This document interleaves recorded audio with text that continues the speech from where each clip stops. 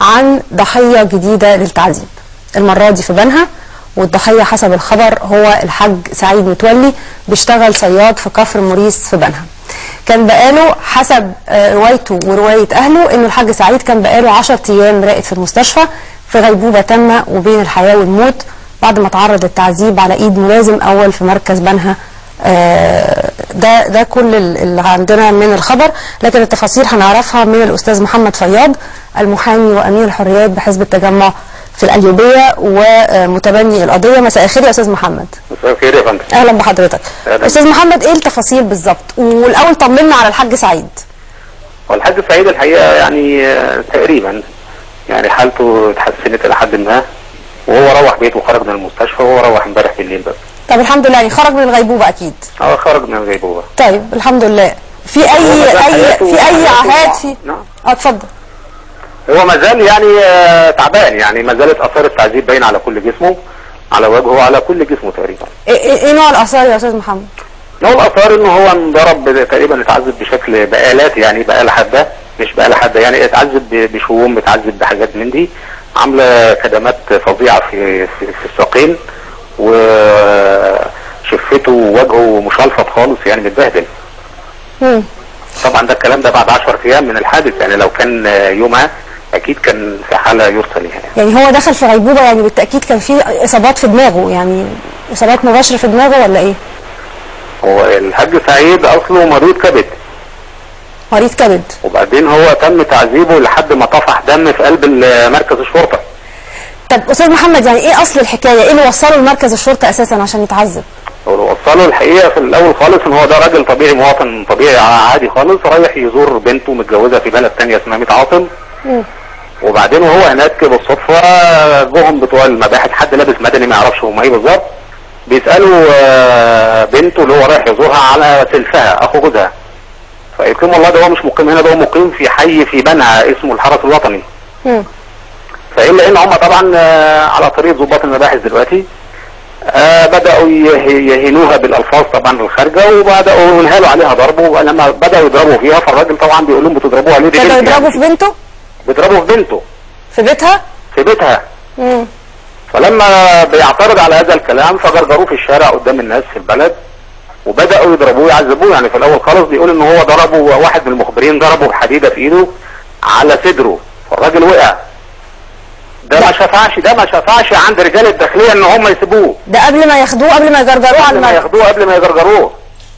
وبعد ما عذبوه تماما في الشارع قدام الناس، احنا ظباط مباحث فخلاص الناس كنت، فبعد كده خدوه الظابط طبعا بالشتيمه بتاعته والالفاظ الخارجه، قال لهم هاتوه معاكم في العربيه.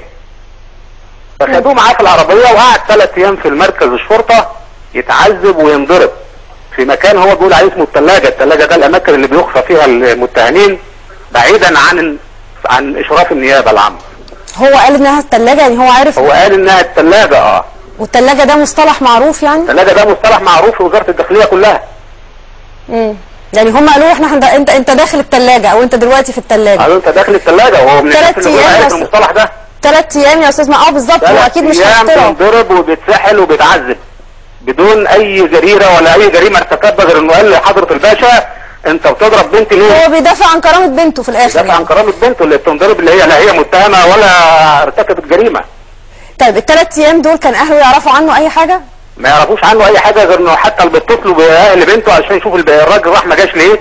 لانه راجل على باب الله لازم يخرج يصطاد علشان ياكل اسرته.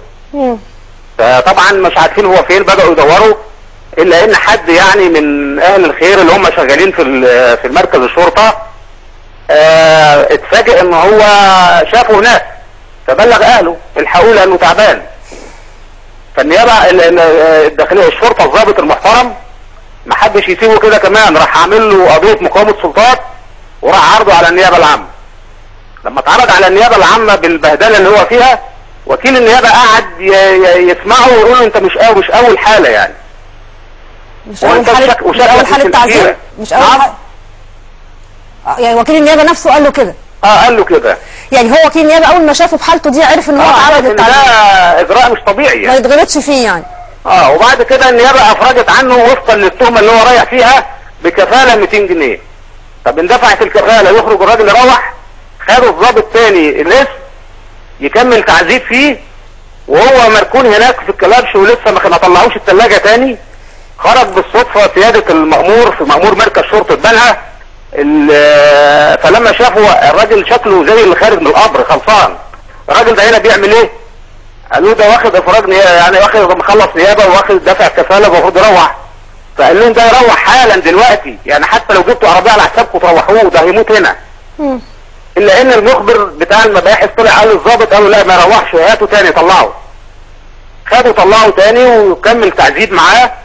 استاذ محمد معلش، مين اللي قال التاني هاتوه تاني؟ المخبر اللي قال للظابط؟ المخبر راح قال للظابط ان المأمور مليجي بيه فتوح قال ان الولد ده يروح. فطبعا الظابط ما عجبوش، يروح ازاي؟ ظابط مباحث، ما هو في فصل بين المباحث وبين الامن العام. طب استاذ محمد انتوا يعني تمام، واضح ان كان في يعني مسلسل. في مسلسل بدون داعي يعني. في اي يعني هو دلوقتي كمان عليه قضيه غير التعذيب اللي اتعرض عليه قضيه. بدل ما هو يعني راجل اتعذب بدون جريره، الا انه هو دلوقتي شايل تهمه انه قوم سلطات. قوم سلطات فين؟ طيب انتوا المفروض انه على قوه تنفيذ الاحكام، رايح يدور على حد عليه حكم جهادي ولا حاجه، فتجيب ناس بريئه ما لهاش اي ذنب وبعدين تعذبها وتموتها وبعدين تلفق له تهمه كمان. طيب في اي اجراء قانوني اتاخد يا استاذ محمد؟ نعم. في يعني اهله خدوا اي اجراء قانوني؟ هم قالوا الحقيقه، هو قال ما فيش حاجه اتعملت غير ان هو قال الكلام ده لوكيل النيابه، لكن احنا في امانه الحريات في حزب التجمع لسه عارفين النهارده، وتشكلت لجنه من المحامين، وان شاء الله يوم السبت الصبح هتكون بتقدم مذكره بكل التفاصيل ديت لسياده النائب العام. هذا الامر لن يمر. احنا بالتاكيد هنفضل متابعين معاكم استاذ محمد فياض، المحامي وامين الحريات بحزب التجمع في القليوبيه. بشكرك.